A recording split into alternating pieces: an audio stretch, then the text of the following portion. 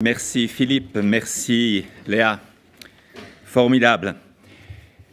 Je salue aussi ceux qui nous suivent par Internet et ceux qui voudraient nous suivre par la suite. J'espère que vous distribuerez ça largement à vos amis.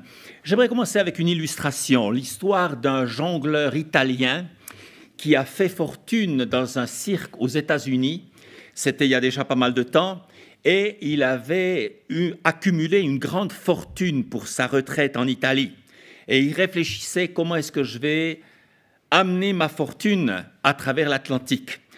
Il est passé devant une bijouterie et il a vu un magnifique grand diamant. Et sa valeur correspondait à peu près à ce qu'il avait accumulé les 50 dernières années. Il est entré, il a pris le diamant, il l'a mis dans sa poche, il a pris le bateau. Et au milieu de l'Atlantique, un jour, en regardant par la fenêtre de sa chambre, il a vu sur le pont une petite foule réunie et il y avait un jeune homme qui jonglait avec des pommes. Alors les gens applaudissaient, magnifique, extraordinaire, cette dextérité avec ses pommes. Et lui, ça l'a titillé, il a quitté sa chambre, il a rejoint cette foule. Il a dit à ce jeune, oui, c'est très très bien, mais maintenant vous allez voir un vrai professionnel. Il a sorti son diamant, il a dit, voilà. Ça, c'est ce que j'ai gagné, économisé ces 50 dernières années. Je vais me payer une belle retraite en Italie. Et il a jeté le diamant en l'air. Il l'a rattrapé, il l'a jeté plus haut. La foule lui a dit, mais t'es complètement fou, t'es malade ou quoi? Il a jeté encore plus haut, il a fait un tour sur lui-même et paf, il a pris le diamant. Et il a dit, ses mains ne ratent jamais. Il l'a jeté encore une fois plus haut. Et quand le diamant a commencé à redescendre, il y a une vague un peu plus grande qui a touché le bateau. Il a fait son geste, le diamant est tombé par terre, il a roulé sous la rambarde et il est là au fond de l'océan. Il a joué avec sa retraite. Est-ce que c'était la volonté de Dieu? Non, Dieu n'est pas un voleur. Oui, c'est terrible de jouer avec sa retraite, mais c'est pire encore de jouer avec sa vie. Je suis étonné parfois de voir des gens qui préparent minutieusement 2 semaines de vacances ou 3 mois de formation à Jeunesse en Mission, mais pour l'éternité, rien. Quelqu'un dit, ce serait tellement formidable qu'on ait 2 vies, une vie pour faire les erreurs et une autre vie pour corriger. Mais vous savez, on n'a qu'une seule vie, n'est-ce pas? Et puis j'ai beaucoup aimé cette phrase. Il y a 2 jours les plus importants dans notre vie. Le jour où tu es né et le jour où tu découvres pourquoi tu es né. Le jour où tu es né et le jour, peut-être ce soir, où tu découvres pourquoi tu es né. Dans la Bible, Dieu dit à Jérémie, « Je te connaissais avant même de t'avoir formé dans le ventre de ta mère. Je t'avais mis à part pour me servir avant même que tu sois né et je t'avais destiné à être mon porte-parole auprès des nations. » Et l'apôtre Paul dit, « Mais Dieu m'a choisi avant même que je sois né et m'a appelé à le servir. » Oui, retrouver du sens à ma vie. La Bible appelait ça vocation, destinée, appel. Jérémie et Paul n'étaient pas les chouchous de Dieu, vous allez le voir ce soir. Paul écrit, c'est pourquoi appliquez-vous d'autant plus à affermir votre vocation. Alors ce soir, le but c'est d'affermir ou de trouver le sens profond de ma vie. J'ai été sur Internet et j'aurais pu vous donner des noms, 2 kilomètres de long, mais je pense que vous me faites confiance. Des grands savants nous disent que quand on a été conçu par notre papa et notre maman, il y a eu entre 20 et 200 millions de spermatozoïdes qui se sont dirigés vers l'ovule. Et c'est toi qui as gagné. C'est toi qui as gagné. Et vous savez, on a tous 2 grands-pères et 2 grands-mères. Ça fait fois 4. Et après fois 8, 16, 32, 64, 128, etc. Il n'y avait pas une chance sur des milliards de milliards que tu existes. Mais tu as été choisi. Tu as été voulu, tu as été créé, tu es précieux. la Bible dit que tu as été créé pour des bonnes choses que Dieu a préparées d'avance. Dieu t'a créé avec des plans extraordinaires. Et Dieu nous a créés à son image. Ça veut dire quoi? Dieu est infini. Il existe depuis toujours. Mais il a des attributs naturels. Il est tout-puissant. Il connaît tout ce qu'on peut connaître. Il est présent partout. Mais il a aussi des attributs moraux. Il est bienveillant. Il pardonne. Il est généreux et il n'est pas obligé. Il le choisit. Et il nous a fait à son image. Et il nous a donné des attributs naturels. Mais est-ce que Dieu joue au dé? Est-ce que Dieu, comme ça, nous crée par hasard, nous donne des dons par hasard? Non, la Bible dit Dieu est amour. Il a fait des choix basés sur sa bonté et sa générosité pour toi. Dieu est lumière. Il a fait des choix saints, sages et parfaits. Et la Bible dit Dieu est esprit. Il connaît parfaitement. Il est partout. Il a fait des choix intelligents, adaptés, pertinents. Et donc, il t'a donné des attributs naturels que tu n'as jamais choisis. L'époque de ta naissance, ton peuple, ta famille, ta langue maternelle. Il n'y a pas une seule personne ici ce soir qui a choisi sa langue maternelle. Ton sexe, ton tempérament, ta taille, tes dons et beaucoup d'autres choses. Et ça n'a rien à voir avec ta conduite. Rien. Tu n'es aucunement responsable. Tu ne peux pas choisir tes attributs naturels. Il y a des gens qui auraient préféré être un papillon, ou bien un chevalier du Moyen-Âge, ou bien vivre plus tard dans le futur. Être né en 1985, ce n'est pas une vertu. Et ce n'est pas un péché. Pourtant, beaucoup se vantent. Ma famille, mon pays, mon village, ma culture, mon sexe, c'est de l'orgueil. Tu n'y es pour rien. Sois reconnaissant. Et ce n'est pas un péché. Pourtant, certains se sentent coupables toute leur vie. Ma famille, mon pays, mon village, ma culture. C'est de la pitié de soi. Regarde cela comme un défi à relever. On peut dire au premier, arrête de rouler les mécaniques, tu n'y es pour rien. Et au second, sois délivré de tes immenses fardeaux que tu ne peux porter. Dieu ne le veut pas. Je dois accepter ces choix souverains si je veux les gérer positivement. Tout être humain est conscient d'avoir un héritage, mais il y a cette question des serviteurs au maître, des hommes à Dieu. Seigneur, n'as-tu pas semé de la bonne semence dans ton champ? D'où vient donc qu'il y ait de l'ivraie? Tous ces problèmes, toutes ces attaques, toutes ces moqueries, d'où ça vient, Seigneur? Et Jésus répond, c'est un ennemi qui a fait cela. Et j'aimerais vous dire 2 mots un peu plus personnels, et j'aimerais vous dire que ce qui me frappe dans les classes d'écoles du monde entier, c'est la cruauté. Les dominants et les dominés, malheureusement, dans presque toutes les classes de toute la terre. Il est vrai que le diable répand de mauvaises herbes au milieu du blé que Dieu a semé dans nos vies. Et puis je vais m'ouvrir un petit peu ce soir. Je suis né dans une des familles les plus pauvres de Tramelan. Ma maman était une chauffa, mais mon papa était un Brugnoli. Et ils m'ont appelé Carlo, j'aime bien ce nom. Mais quand vous vous appelez Carlo Brugnoli, ça ne fait pas tellement Tramelan, n'est-ce pas? Étranger, petit, à l'école, voyez, on se mettait à la gym toujours par taille. Et moi, j'étais le 3e plus petit. Et puis, j'étais plus faible que ceux de mon âge. Et puis, j'avais un papa plus âgé. Et puis, j'avais un papa qui avait une Vespa et il transportait entre la Nitella et la gare, à la poste, 50 000 francs de montres or, avec plein de neige à l'époque. Et il allait très lentement. Et on se moquait beaucoup de lui. À première vue, mon héritage semblait bien maigre, livré du mépris, de la crainte. Mettez tout ça en péril. J'aimerais vous rassurer. J'ai eu une enfance heureuse et j'ai très peu souffert. Mais j'avais des richesses inestimables, des parents qui étaient unis et fidèles. Une sœur et des amis formidables, quelques-uns sont là ce soir, merci. Une formation scolaire saine et de qualité. Ah, Madame Emery. On m'en a parlé aujourd'hui de Madame Emery à l'école enfantine.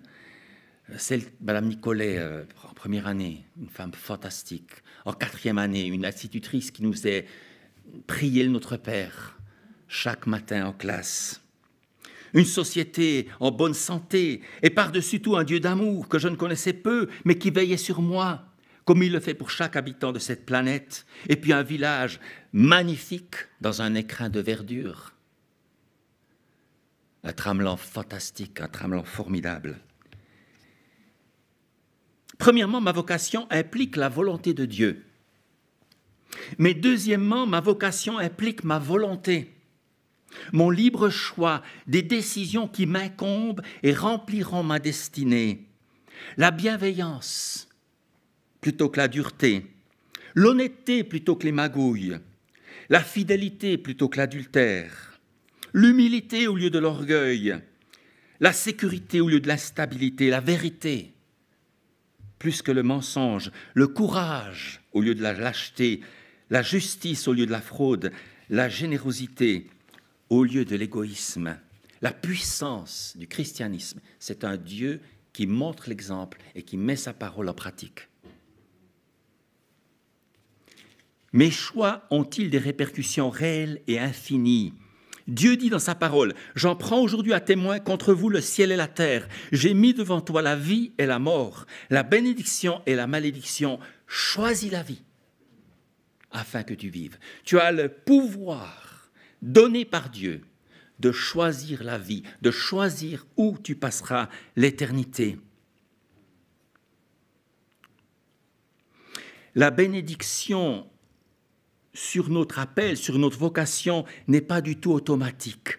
Abraham a quitté peut-être un peuple idolâtre. Il est devenu l'ami de Dieu et il a offert le diamant le plus précieux qu'il avait, son fils. N'est-ce pas? Et Dieu va dire, à cause de ton obéissance, je bénirai toute la planète. Je suis tellement touché. Je vois maintenant que tu crains Dieu, que tu ne m'as pas refusé ton fils. Eh bien, à cause de ça, je m'engage à bénir la planète. Et toutes les familles de la terre et tous les peuples seront bénis en ta postérité. Saül, le premier roi d'Israël, a été très clairement choisi par Dieu.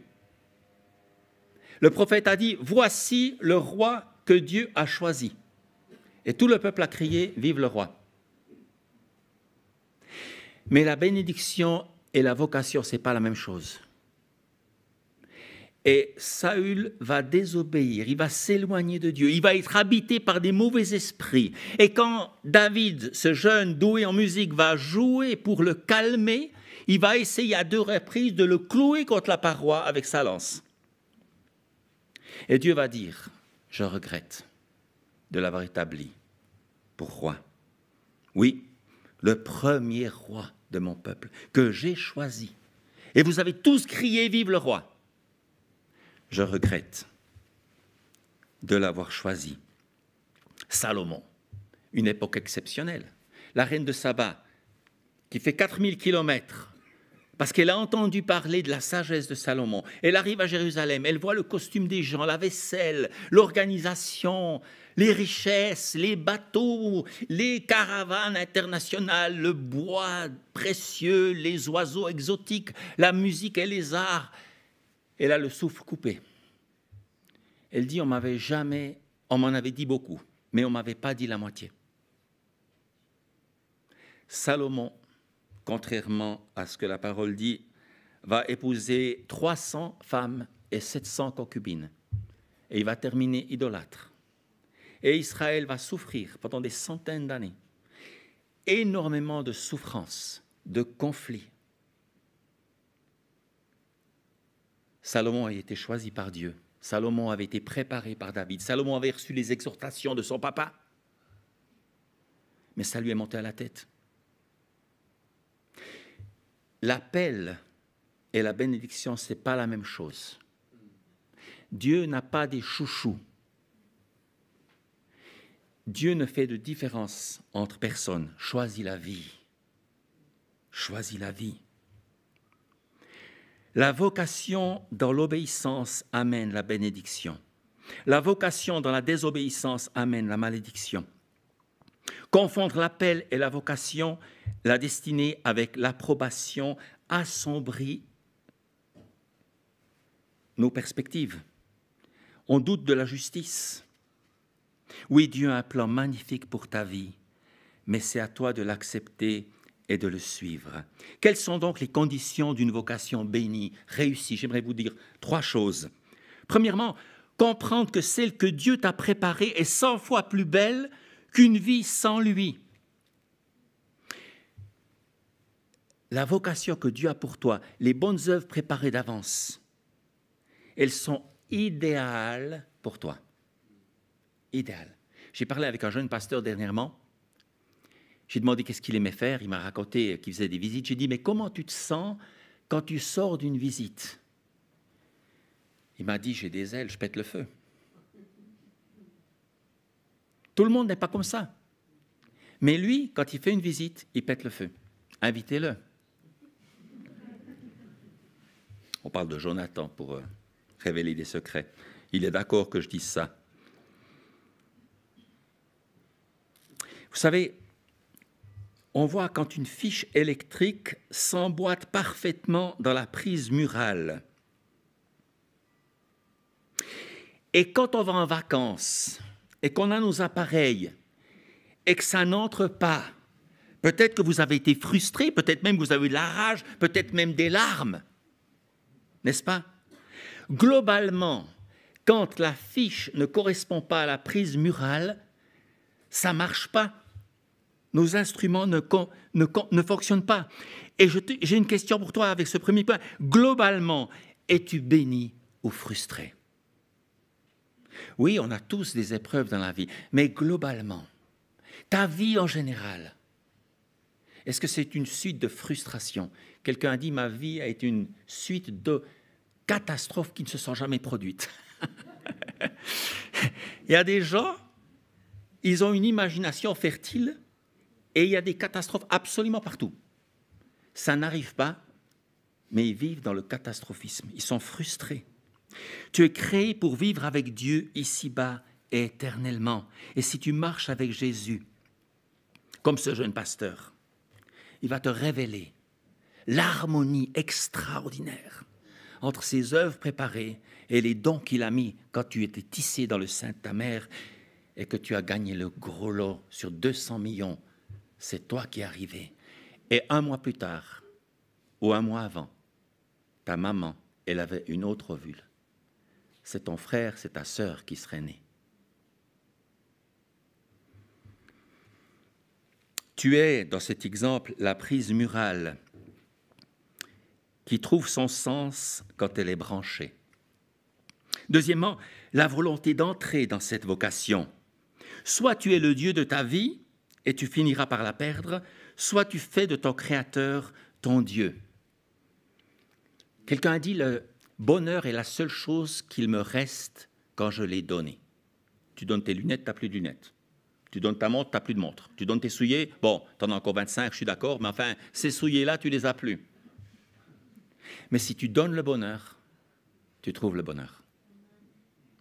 À 6 ans, j'ai beaucoup aimé cette première question, parce qu'on apprenait des questions par cœur au catéchisme. À 6 ans, pourquoi es-tu en ce monde? Je suis en ce monde pour servir Dieu et arriver un jour au ciel. L'être humain a été créé pour être la maison de Dieu, sa demeure, son temple. C'est ça la bonne nouvelle. C'est ça que les êtres humains cherchent. Pourquoi est-ce que des gens qui ont toutes les Ferrari de la terre et qui vendent des millions de disques et qui passent à la télé et qui sont adulés et qui sont... Enfin, ils ne savent plus où mettre leur argent. Et certains se suicident. Parce que tu ne peux pas être satisfait par quoi que ce soit d'autre que d'être la maison de Dieu, le temple de Dieu. Le but de l'être humain, créé à l'image de Dieu, c'est d'être en amitié avec Dieu ici-bas et pour l'éternité.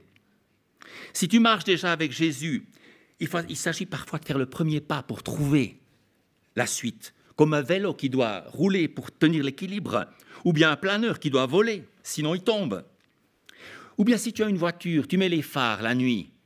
Est-ce que tu attends que tes phares illuminent le chemin jusqu'à Bienne? Si tu attends cela, tu vas rester sur place toute ta vie.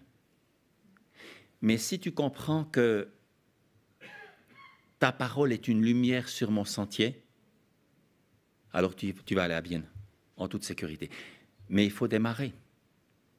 Il faut lancer le planeur, il faut monter sur son vélo, il faut pédaler. On a des spécialistes ici, n'est-ce pas?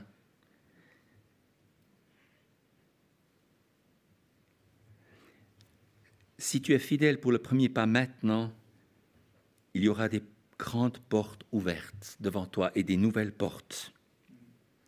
Peut-être que tu aimerais prier 24 heures sur 24. Commence à prier une nuit par mois. Peut-être que tu as des projets, mais tu voudrais A à Z. Mais peut-être que Dieu te révèle A à B. Peut-être que tu aimerais aimer les pauvres avec 1 million. Mais donne déjà 100 francs. La volonté d'y entrer. Et puis, laisser sa vie de chenille pour devenir un papillon. Il y a une très belle émission dernièrement à la télé. Est-ce que la chenille peut imaginer qu'elle deviendra un papillon? Vous la voyez ramper comme ça, manger des feuilles, gna. Elle n'en a aucune idée. Mais Dieu sait quel papillon extraordinaire, quelle couleur, quel dessin, quelle souplesse, ce papillon. Et c'est pour ça que si tu ne connais pas encore ta destinée, ta vocation, ton appel, tu peux dire, Seigneur, moi, j'y connais rien. Devenir un papillon, mais c'est impossible. Ma vie est un chenille.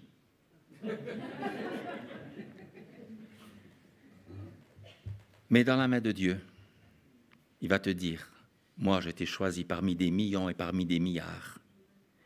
Et je sais exactement comment ta vie pourrait être 100 fois plus intéressante, pertinente que ce que tu vis actuellement. Quelque chose nous dit, je sais que je suis un chef-d'œuvre tout au fond de moi, mais je l'ai ruiné et je ne sais plus comment redresser la barre. David Wilkerson, un pasteur qui a travaillé dans les bas-fonds de New York, a vu une prostituée toxicomane se convertir, changer complètement, devenir une femme rayonnante. Et cette femme a écrit, en tant que prostituée, je me prostituais environ 8 fois chaque nuit. Et je me prostituais pour payer mon héroïne. Et je prenais l'héroïne pour avoir le courage de me prostituer. Pendant 11 ans. Mais je ne me suis pas prostituée une seule fois. Sans qu'il y ait ce témoignage intérieur. Tu n'es pas faite pour ça. Il y avait cette princesse au fond de cette femme toxicomane et prostituée. Il y avait cette princesse qui criait et qui disait, il y a une autre vie qui existe. Tu n'es pas faite pour ça. Jésus est la porte d'une vie nouvelle, pure, pertinente, satisfaisante.